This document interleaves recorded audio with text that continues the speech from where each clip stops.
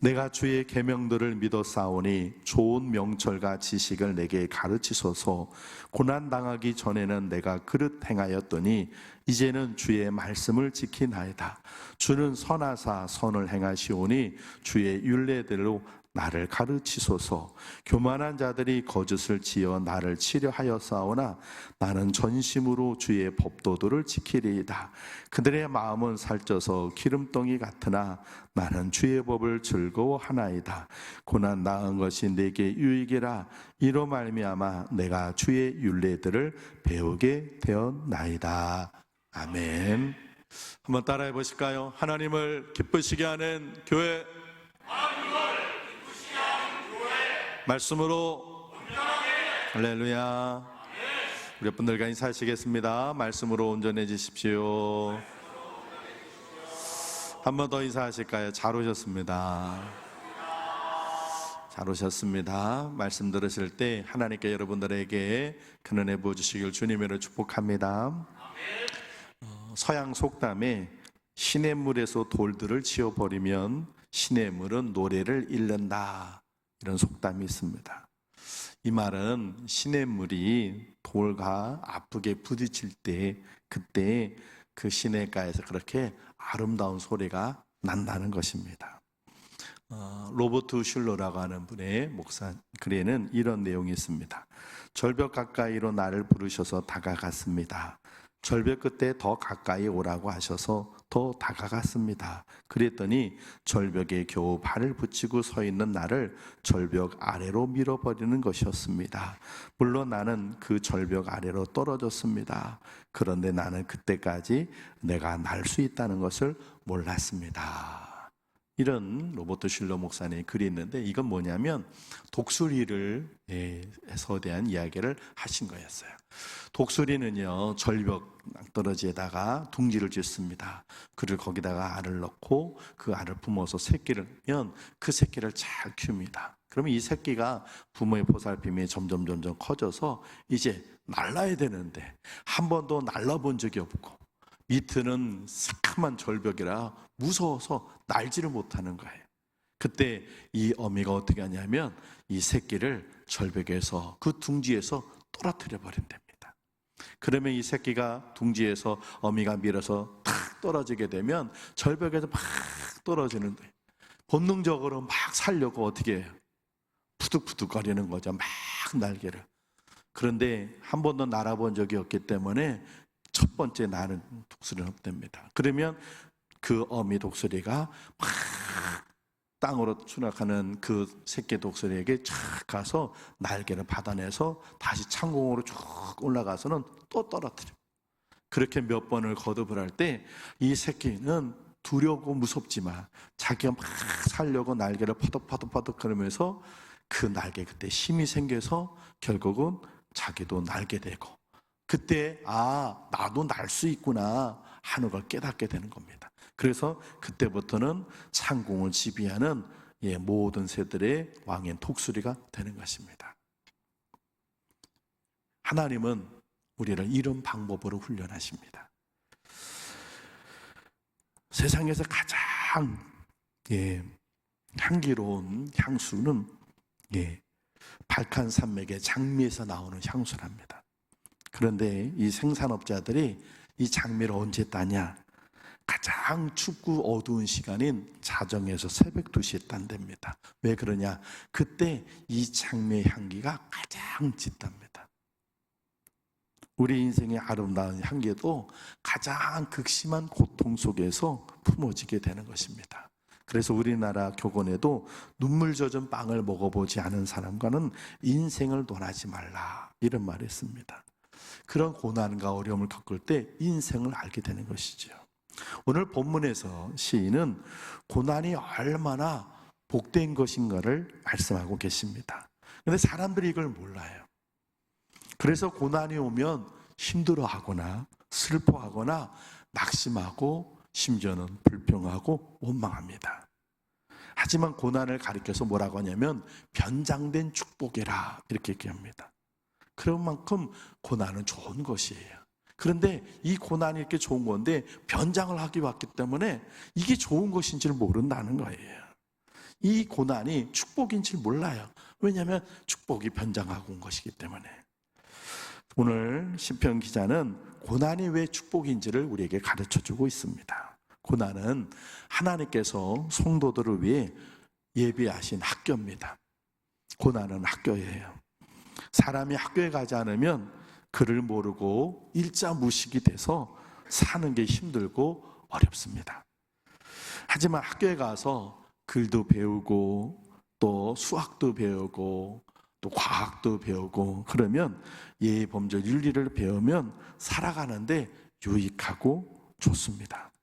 하나님께서도 우리가 살아가는 동안 인생의 귀한 진리를 배우라고 고난이라는 학교에 우리를 때로 강제로 집어넣으실 때가 있어요. 이 고난은 하나님께서 우리에게 인생의 중요함을 깨닫기 위해서 허락하신 학교입니다. 그러면 우리는 이 고난을 통해서 무엇을 배울까요? 우리 아직 저하고 호흡이 안 맞아서 벌써 아까 서론하고 있는데 벌써 대지를 띄워놨는데, 첫 번째로 고난은 신앙을 배우는 학교입니다. 우리 말씀 66절, 67절을 같이 한번 다시 읽어보겠습니다. 본문 66절, 67절입니다. 시작. 내가 주의 계명들을 믿었사오니 좋은 명철과 지식을 내게 가르치소서. 고난 당하기 전에는 내가 그릇 행하였더니 이제는 주의 말씀을 지키나이다. 아멘. 66절 후반절에 보면 내게 가르치소서 이렇게 되어 있어요. 여기서 보여주는 것은 고난은 신앙을 가르치는 학교라는 것입니다. 또 히브리서 5장 8절에도 이렇게 말씀되어 있어요. 히브리서 5장 8절 같이 한번 읽어보겠습니다. 시작. 그가 아들이면서도 받으신 고난으로 순종함을 배워서. 아멘. 예수님에 대한 이야기. 그분이 하나님의 아들이면서도 고난으로 뭘 배웠다고요? 순종을 배웠다. 예수님도 고난을 통해서 배운 것이 있어요. 뭘 배워요? 순종을 배웠다는 거예요. 고난을 통해서 배운 지식만이 내 심령 깊이 깨닫는 산 지식이 된다는 말씀입니다. 고난을 모르는 사람은 하나님도 모르고 인생도 모릅니다. 예수님께서 부자는 천국에 들어가기 어렵다 하신 말씀이 있어요. 왜 그러느냐? 부자가 뭘 잘못했다고? 부자가 돈 먹으려고 하다 보니 죄를 지어서 그런가? 아니에요. 부자는 부족함이 없어요. 모자람이 없어요. 그러다 보니 아쉬운 게 없어요. 그러다 보니 하나님도 모르고 인생도 모르는 거예요. 고난을 몰라요. 부자들은. 바로 그 말씀이신 거예요. 물질이 다인 줄 알고, 그러다 보니 예수님을 믿어야 할 의미도 모르고 하나님을 섬겨야 할 줄도 모르는 거예요. 죄가 무서운지도 몰라요. 여러분 보세요. 대한민국이 어려울 때, 대한민국이 가장 신앙이 부흥했을 때가 언제였습니까? 제일 못 살 때, 6.25 전쟁 후에 정말 가난할 때, 60년대, 70년대, 80년대 초반, 그때까지는요, 교회가, 대한민국 기독교가요, 최고의 부흥을 이뤘어요. 가난할 때. 그때는 아쉽거든요. 그런데 이제 90년대 들어서부터 먹고 살만해지니까 점점 하나님을 떠납니다. 아쉬운 게 없어요. 굳이 하나님을 찾지 않아도 집에 먹을 것도 있고 먹고 살만해졌거든요. 부자가 그래요. 고난이 없으면 하나님 앞에 나오지 않습니다. 나와도 절실하게 신앙생활 하기가 쉽지 않아요. 그래서 하나님께서 고난을 통해서 우리에게 신앙을 주시는 거예요. 가프만 부인의 광야의 샘이라는 글에 이런 얘기가 나와요. 나비에 대한 이야기 여러분에도 한번 듣던 것 같은데, 나비가 누에 꽃이 안에서 나와가지고는 나비가 됩니다. 그런데 이 누에 꽃이 안에서 나비가 그냥 나오는 게 아니라 처음에 조그만 구멍을 내요. 그리고 그 구멍에서 이 나비가 머리부터 시작해서 막 온몸을 막 비집고 나옵니다. 그냥 죽을 생각하면서 그렇게 발버둥을 치면서 나와서 나비가 돼가지고는 날아갑니다. 보니까, 이 가프만 분이 보니까, 아유, 불쌍해. 그래서 마지막 누이꽃이에게 막 비집고 나는 누이꽃을 가위로 구멍을 더 넓게 내줬어요. 이렇게 잘라줬어요.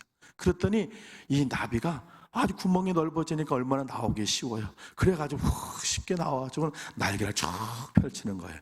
그런데 못 날아가는 거예요. 왜 못 날아가요? 예, 날개에 힘이 안 생겼어요.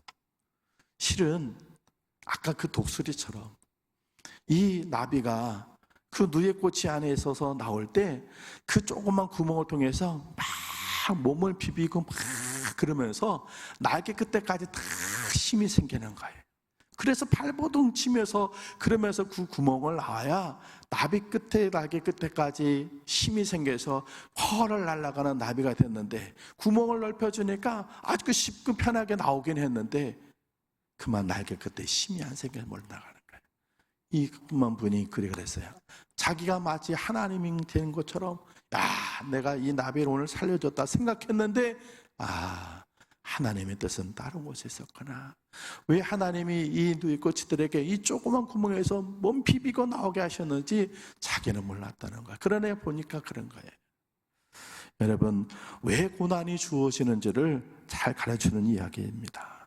지금 저와 여러분이 그래도 이 정도의 신앙이 생긴 것은 바로 고난을 통해서 주신 것인 줄로 믿습니다. 우리 성결교단의 장로님이신 정금모라고 하는 장로님이 계세요. 이분은요, 천재예요. 고등학교 과정을요 4개월 만에 끝냈어요. 서울대 물리대를 입학했는데 차석으로 입학을 했고, 미국 미시건 주에 있는 주립대학에 갔는데 너무 뛰어나서 석사 과정 없이 박사 과정에 곧장 갔는데 6개월 만에 박사 과정을 끝냈어요. 천재니까. 그리고 24살에 플로리다 대학교에 최연소 교수가 됐어요. 조교수가 됐어요. 24살짜리가 교수가 됐어요. 학자들 사이 최고 권위인 한림원 회원이고 우리나라 과학기술처 장관을 2번이나 역임하신 분이에요. 이렇게 천재 과학자가 책을 썼는데요, 오래전에 그 책 제목이 이거예요. 나는 위대한 과학자보다 신실한 크리스찬이고 싶다. 아니, 이렇게 부를 것도 없는 최고의 과학자가, 천재 과학자가, 그것도 물리학을 전공한 핵융합 과학자가 어떻게 신앙을 갖게 됐을까? 바로 고난 때문에 그래요. 그 아들의 병들어 막 죽게 됐을 때 아버지로서 할 수 있는 건 하나님 앞에 기도하는 것밖에 없고, 자기도 장관으로서 막 출장 갔다가 죽을 뻔해가지고 살게 되고, 이런 고난을 겪으면서 점점 신앙을 갖게 돼서 아주 신실한 신앙이 된 것이. 여러분, 야곱이 야복강에서 허벅지 관절에 위골이 되고 나서야 하나님을 만난 것과 같은 거죠. 하나님은 고난을 통해서 우리를 깊은 신앙인으로 만드시는 줄로 믿습니다. 그래서 고난은 신앙을 배우는 학교예요. 하나님께서 우리의 믿음, 우리의 이 신앙을 높이기 위해서 그냥 믿음이 그냥 그 자리에서 그냥 주저앉아서 일어서질 못하니까 너 믿음을 좀 키워야겠구나. 그 믿음이 키워져야 하나님의 일을 하고 하나님이 주신 은혜를 누릴 수 있으니까, 그 하나님께서 그 신앙을 세우시기 위해서 고난을 주시는 거예요. 다시 말씀드려요. 고난은 신앙을 배우는 학교인 줄로 믿습니다. 두 번째로 고난을 통해 우리가 무엇을 배우냐면요, 겸손을 배워요. 고난은 겸손을 배우는 학교예요. 우리 오늘 본문 69절을 같이 한번 읽어보겠습니다. 69절입니다. 시작. 교만한 자들이 거짓을 지어 나를 치려하여 싸우나 나는 전심으로 주의 법도들을 지키리이다. 아멘. 이 사람들은요, 조금만 잘 되고 형통하면 그게 자기 능력이고 자기 실력인 줄 착각하고는 우쭐해져요. 교만해져요. 하나님에 대한 믿음도 약해지고 다른 사람에 대한 배려나 보살핌도 사라져요. 오직 자기만이 최고인 것처럼 우쭐해요. 이게 사람들이에요. 그러다가 실패와 좌절을 겪고 고난을 겪고 나서야 아이고 하나님, 나는 아무것도 아니었군요. 내가 잘난 게 아니었군요. 이게 하나님의 은혜였군요. 저는 부족합니다. 하나님 앞에 엎드리게 되죠. 고난이 없다면 이 진리를 어떻게 깨닫겠어요? 절대로 못 깨달아요. 다윗이 통합 이스라엘의 왕이 되고서요, 강력한 나라를 만들었어요. 그 주변에 있는 나라들이 이스라엘을 함부로 하지 못하는 아주 강력한 제국이 됐어요. 다윗이 자만심에 빠졌어요. 내가 이 나라 이만큼, 그래가지고 뭘 했어요? 인구 조사를 했어요. 우리나라가 몇 명이나 되는지, 얼마나 강력한 나라인지 인구 조사를 했어요. 그때 하나님이 진노하셔서 그 이스라엘 땅에 온역, 질병을 보내주셨는데 하루에 7만 명이 죽어요. 우리 코로나 때 뭐 몇백 명 죽었다 그래도 난리가 났는데 이스라엘 하루에 7만 명이 죽었어요. 그러니까 다윗이 그때서야 깨닫고, 아이고 하나님 잘못했습니다. 이 나라가 이렇게 태평성대에 이르고 이 강한 나라가 된 건 내가 유능하고 잘나서가 아니라 하나님의 은혜였군요. 그제서야 하나님 앞에 겸손히 엎드려지는 거예요. 사도 바울은요, 가말리엘 문화에서 최고 율법을 본 율법학자입니다. 거기다가 나면서부터 로마 시민권자였고, 능력은 얼마나 크게 받았는지 병든 사람 고치는 건 일도 아니고, 심지어 사도 바울이 썼던 앞치마를 환자에다가 주면 병이 났어요. 얼마나 바울의 능력이 있는지. 귀신 쫓아내는 건 일도 아니고, 유두고라고 하는 죽은 청년도 살려냈어요.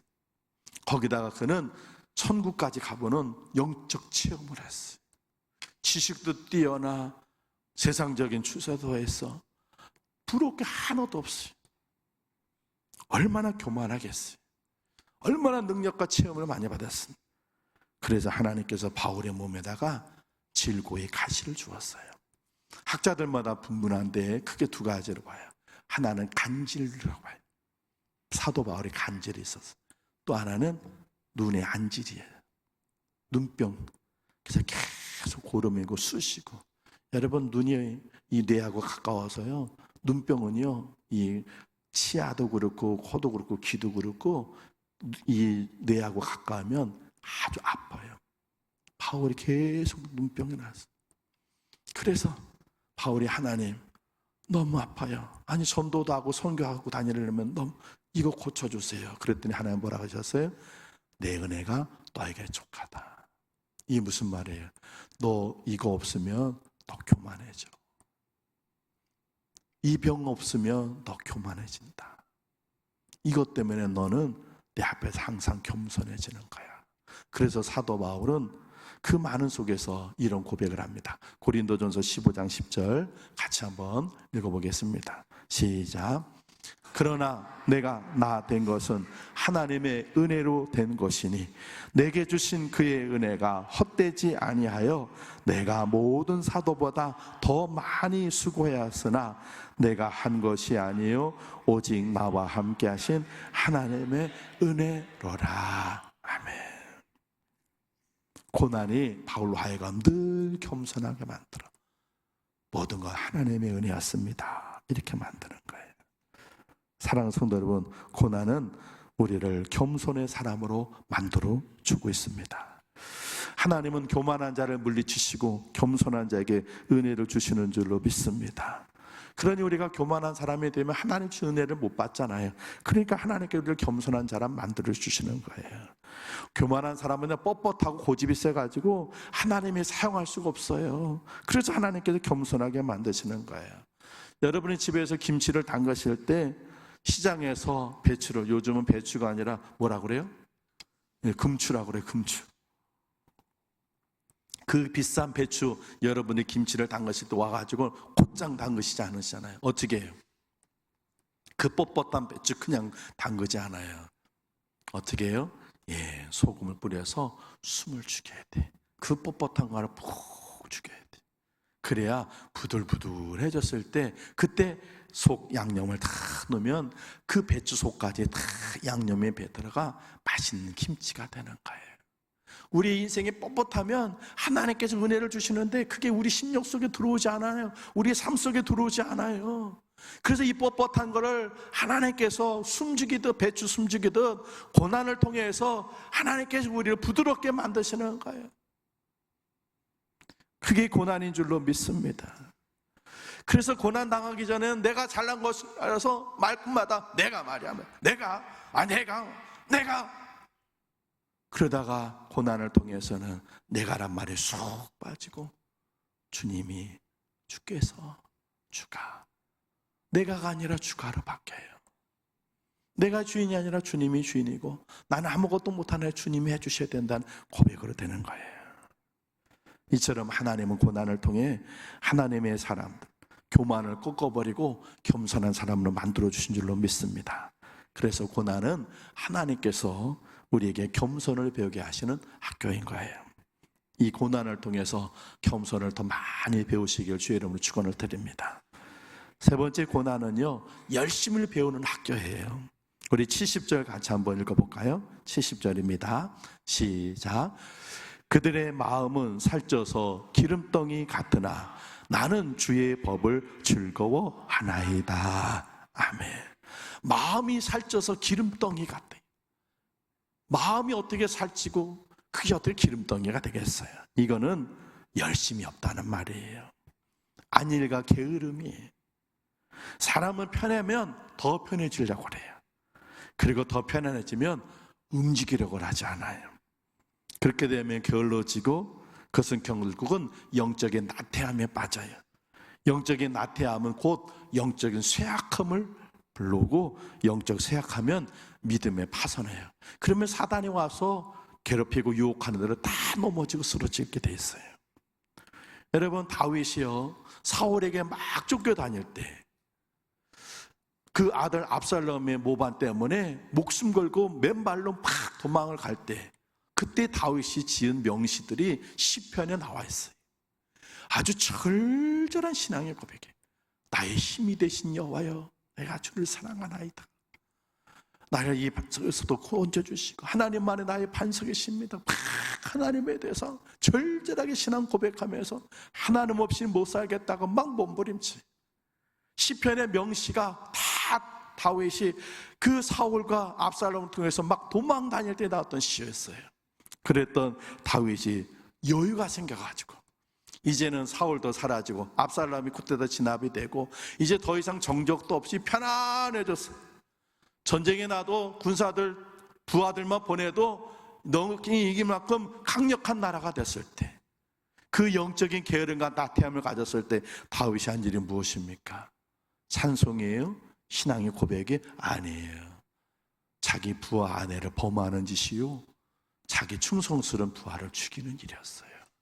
아니 그 믿음의 사람 다윗이 아니 세상에 이런 짓을? 세상에 왜 그렇게 돼요? 바로 영적인 게으름과 나태함 속에서 하나님에 대한 열정을 잃어버린 다윗. 그는 평소 일반 사람과 똑같은 사람이 되는 거예요. 그래서 하나님께서 다윗에게 그 열정을 회복하게 해서 고난을 주시는 거죠. 요한계시록 3장 16절에 보면 하나님께서 라오디게아를 책망하실 때 이렇게 책망하세요. 우리 계시록 3장 16절 같이 한번 읽어볼까요? 시작. 내가 이같이 미지근하여 뜨겁지도 아니하고 차지도 아니하니 내 입에서 너를 토하여 내버리라. 아멘. 뜨겁지도 차갑지도 않은 열정을 잃어버려, 열심을 잃어버려, 하나님에 대한 그 감격을 잃어버린 너, 그냥 미지근해가지고 믿는 것도 아니고 안 믿는 것도 아니고 그렇게 사는 너 토해내버리겠다 그랬어요. 그래서 19절 후반절에 보면요, 그러므로 내가 열심을 내라 회개하라 하셨습니다. 하나님께서 고난을 통해서 우리에게 열심을, 하나님의 열정을 하나님에 대해 회복시키려고 하나님께서 고난을 주시는 거예요. 여러분, 양식장에서 횟집까지 물고기를 싱싱하게 배달하는 법 알고 계시죠? 어떻게 하는 거예요? 물고기 양식장에서 그 수조에 있는 담긴 차에다가 옮겨서 횟집까지 보내는데 그 물고기를 수조 안에다가 쭉 집어넣고는 어떻게 해요? 그 물고기를 잡아먹을 천적 한두 마리를 같이 집어넣는 거예요.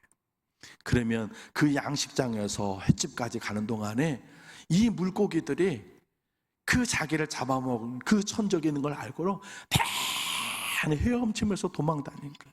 계속. 그래서 마지막 그 횟집에 있는 데까지 물고기가 싱싱하게. 하나님께서 우리를요 이렇게 고난을 통해서 우리가 살아있다는 걸 확신하고서 하나님에 대한 그 열정과 믿음을 회복하도록 하나님께 고난을 주시는 거예요. 그건 이스라엘도 마찬가지예요. 이스라엘에서 양을 키울 때요, 양만 키운 것이 아니라 양하고 염소를 같이 키운대요. 왜 키우느냐? 양은 천성이 게을러서 풀을 뜯어 먹으면 그 자리에 그냥 아이고 여기가 좋사오니 그러고는 그냥 땅에 툭 들어가가지고 어디든지 그냥 주저앉는 거예요. 그러다 보면 병도 들고 움직이지 않으니까 몸에 병도 생기고 또 짐승에 잡아먹히기도 하고. 그런데 염소를 같이 키우면 염소는 천성이 들이받는 거예요. 앞에 뭐라도 있으면 들이받는 거예요. 그러니까 풀을 시커 뜯어먹고 양이 콱 누워있으면 어떻게 되는 거예요? 염소가 콱 들이받으면 그 들이받은 것 때문에 양이 놀래가지고 또 이리 가고 저리 가고 그런다는 거예요. 그래서 양을 키울 때는 염소를 항상 같이 키운다는 거예요. 여러분, 그렇습니다. 우리도 조금만 편해지면요, 여유로워지면 영적으로 방심해져요, 게을러져요, 나태해져요. 그래서 하나님께서 가끔 가다가 속상한 일 생기게 하세요. 괴롭고 힘든 일 만들어주세요. 어려운 일, 눈물 일, 가슴 칠 일 생기게 하신다고요. 왜? 그래야 기도하니까, 그래야 열심을 갖고 하나님을 찾으니까, 그렇게 해야 새벽 기도도 나오고, 그렇게 해야 심야 기도도 나오고, 그렇게 해야 하나님 앞에 부르짖고 기도라도 하니까. 그래서 하나님께서 때로 우리를 그 고난하게 입학시키셔서는 그렇게 우리를 흔들어 놓으시는 거예요. 그래야 우리가 안일하게 양처럼 그냥 아이고 주저앉았던 이 신앙에서 벌떡 정신 차리고 아이고 하나님 도와주세요, 하나님 살려주세요, 하나님 저 어떻게 해요? 그리고 하나님 앞에 찾아와 나오는 그 열정, 그 열심, 그 하나님에 대한 믿으니까. 사랑하는 성도 여러분, 하나님께서 우리를 이렇게 고난을 통해서 기도하게 하시고 열심을 가르쳐 주시는 줄로 믿습니다. 그래서 고난은 잃어버렸던 열심을 배우게 되는 학교예요. 마지막 네 번째로 고난은 우리를 강하게 만드는 학교예요. 우리 71절 같이 한번 읽어보겠습니다. 71절입니다. 시작.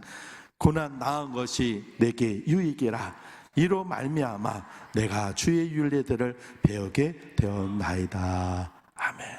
고난 당한 것이 내게 유익이라 이로써 제가 주님의 율례들을 배우게 되었습니다.